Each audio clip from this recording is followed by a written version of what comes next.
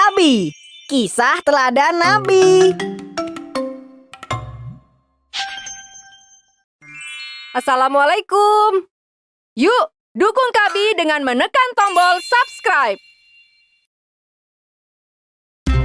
Ibadah dan taubat yang palsu. Mansur bin Ammar dan Ibrah merupakan teman. Mereka pernah menuntut ilmu bersama. Semasa muda, mereka berlomba-lomba menjadi yang terbaik. Baik dalam berperilaku, baik dalam berbicara, dan baik dalam beribadah. Maafkan aku, teman. Pagi ini, akulah yang datang lebih dahulu. Hampir setiap hari, mereka selalu berlomba untuk melihat siapakah yang sampai lebih dahulu ke masjid ketika waktu sholat telah tiba. Temanku, sungguh engkau memang hebat. Padahal aku sudah berusaha bangun lebih awal, tapi engkau tetap saja lebih awal. Aku harus lebih berusaha lagi agar bisa mengalahkanmu. Temanku, janganlah engkau berlomba demi diriku. Berlombalah demi Allah Ta'ala. Kau benar sekali. Ternyata ilmuku masih kurang. Aku akan lebih berusaha. Begitulah, mereka berdua pun dikenal sebagai pemuda yang berakhlak baik. Tak pernah lalai dalam sholat, selalu berpuasa sunnah dan rajin mengerjakan sholat malam. Ketika telah cukup dewasa, masing-masing dari mereka pun menikah dan memiliki keluarga. Mereka berdua sama-sama sibuk, hingga jarang sekali bisa bertemu.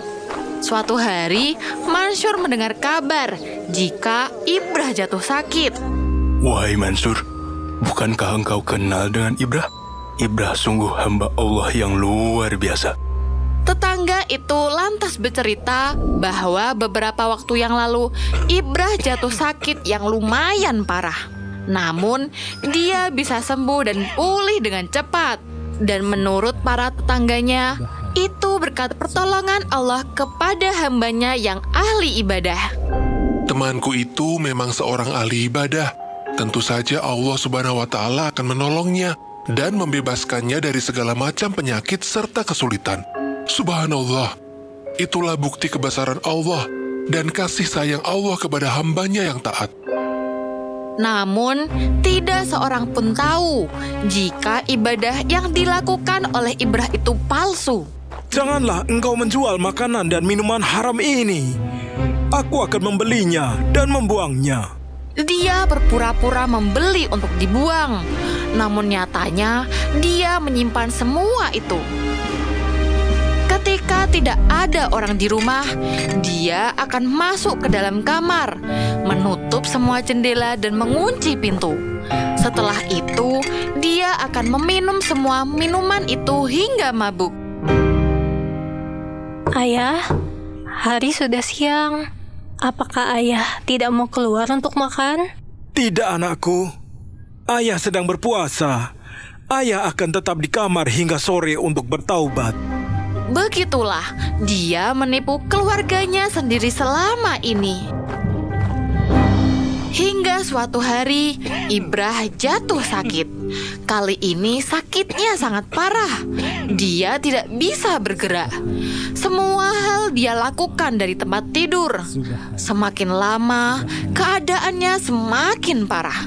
Semua keluarga telah berkumpul untuk mendoakan kesembuhannya. Mansur mendengar kabar tersebut dan dia merasa harus segera menjenguk temannya itu sebelum terlambat. Ya Allah, tolong berikanlah jalan yang terbaik bagi teman hamba. Maka berangkatlah Mansur ke rumah Ibrah.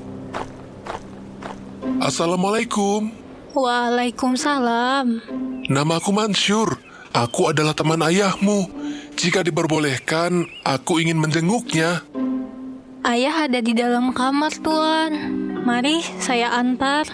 Saya sangat senang Tuan ada di sini. Semoga kehadiran Tuan bisa membantu ayah saya.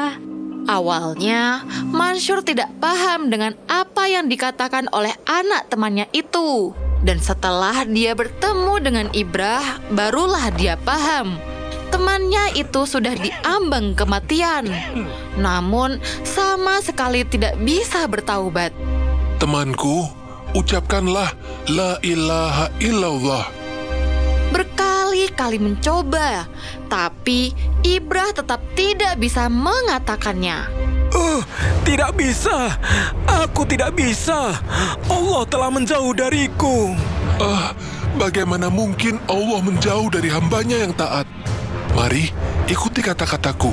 La ilaha illallah. Aku tidak bisa mengucap kalimat tauhid itu. Mulutku selalu terkunci setiap kali aku ingin mengucapkannya. Aku adalah ahli ibadah palsu. Aku tidak benar-benar bertakwa. Aku melakukan semua itu hanya untuk dihormati. Kemudian, Ibrah menceritakan semua perbuatannya selama ini, termasuk kebiasaannya berjudi, mabuk, dan hal-hal haram lainnya.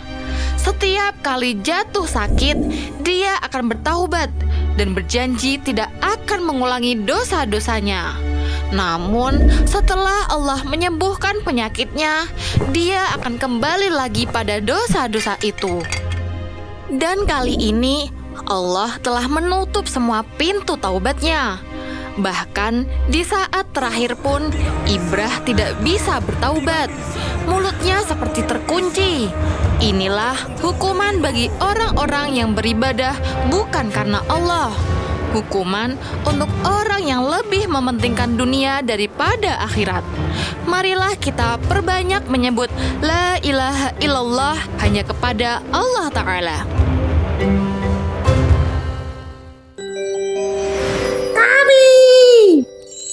Selama beberapa waktu, Nabi Yunus terus berdakwah. Namun, kaumnya selalu saja menentang. Dia pun memutuskan naik ke sebuah kapal yang akan berlayar ke negara lain. Langit malam yang gelap mulai dihiasi kilatan-kilatan petir disertai dengan gemuruh yang menggelegar. Badai akan segera datang. Nabi Yunus tidak melawan. Nabi berpikir, apakah ini merupakan teguran dari Allah Subhanahu wa Ta'ala karena dia telah meninggalkan kaumnya sebelum mendapatkan perintah dari Allah? Penasaran dengan kisah akhirnya? Video ini bisa ditonton di Kabi loh.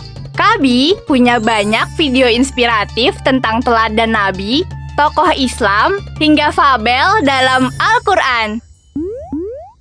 Download aplikasinya di Google Play Store atau App Store.